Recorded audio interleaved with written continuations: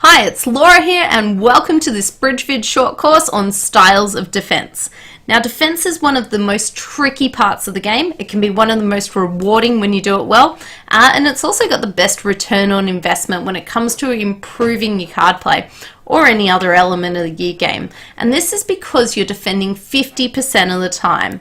When you think about it, if you can improve it, that's contracts that you're beating that you previously wouldn't have. You're limiting declarers over tricks, and if you're taking your opponents down, you're taking them even more down than you would have before.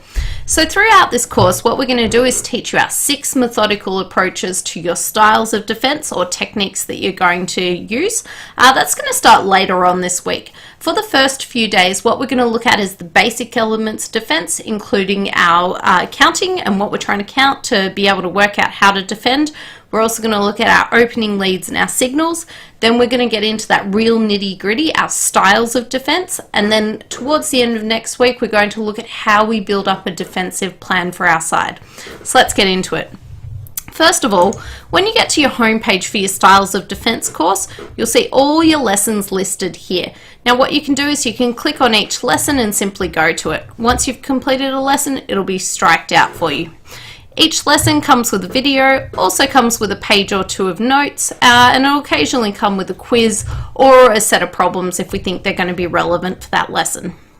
Now, if we look at today's, what we're really trying to get you to start thinking about is your purpose of defense, how it differs between a suit contract and a no-trump contract, and how we can apply counting so that we can take more tricks.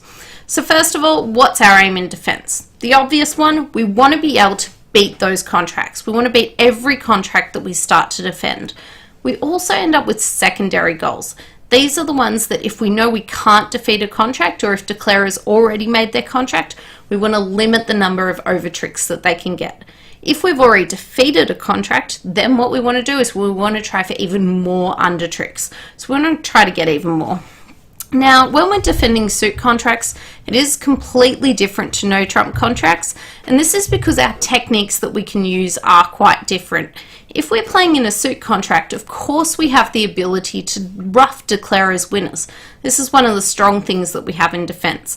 We also have the problem that when we're defending a suit contract, we need to take most of our strength tricks, so tricks with our aces, kings, and queens. Most of those we need to take in the first 2 rounds of the suit, and this is because often the 3rd and the 4th will be able to be roughed by somebody. So what we're looking at when we defend against a suit contract, are there any of declarers winners that I can rough? And also my tricks through strength, I need to be able most of the time to get those in the 1st or 2nd round of the suit. Now when it comes to defending against no-trump contracts, it's a little bit different. What we're trying to do is we're trying to really set up our long suit for our side. So this is plowing away, knocking out declarers, stoppers, and trying to set up our long suit for our side.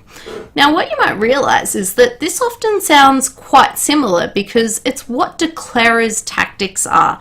And it is true, it's exactly the same tactics that defender and declarer use.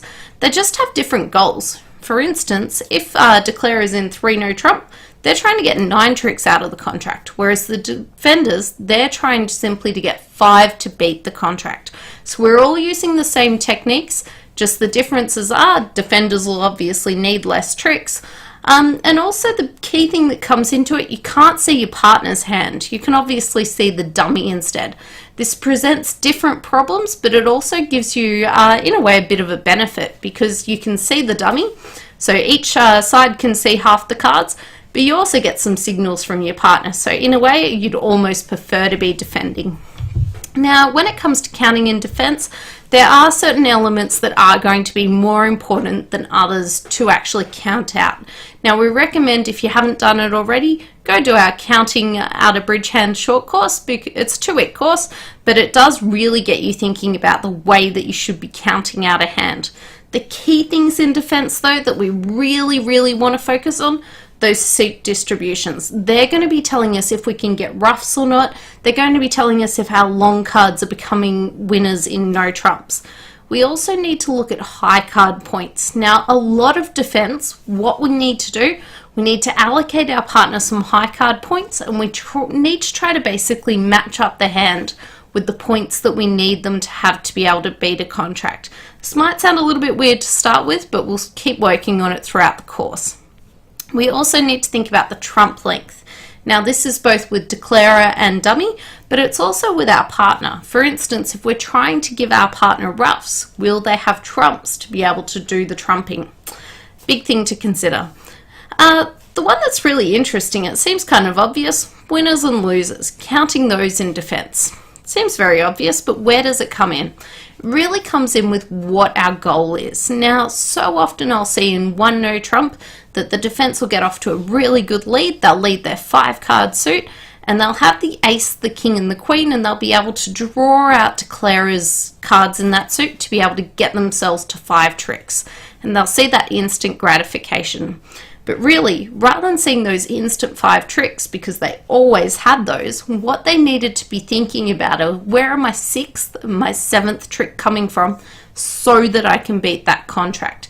This is really connected with where's my aim, what's my goal, how am I going to achieve that?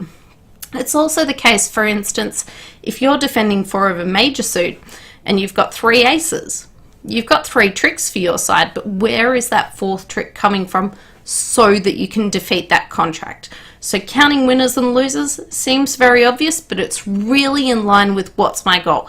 How am I going to beat that contract? Now, to improve your counting skills, what we suggest that you do is that you complete the bridge-based counting game.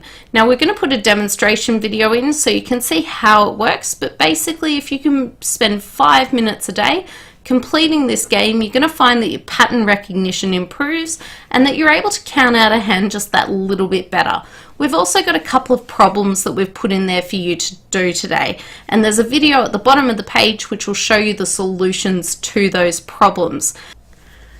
So what we really want you thinking about is, how am I going to defeat declarer in those contracts? What are my differences between defending a suit and defending no trumps? And how am I going to use counting to work on that? Throughout the next couple of days, we are going to be looking at leads and signals, and then we're going to get into that really nitty-gritty stuff of how do you identify which method of defense to use and how do you apply it. Thanks for watching, and we'll see you tomorrow when we look at our opening leads.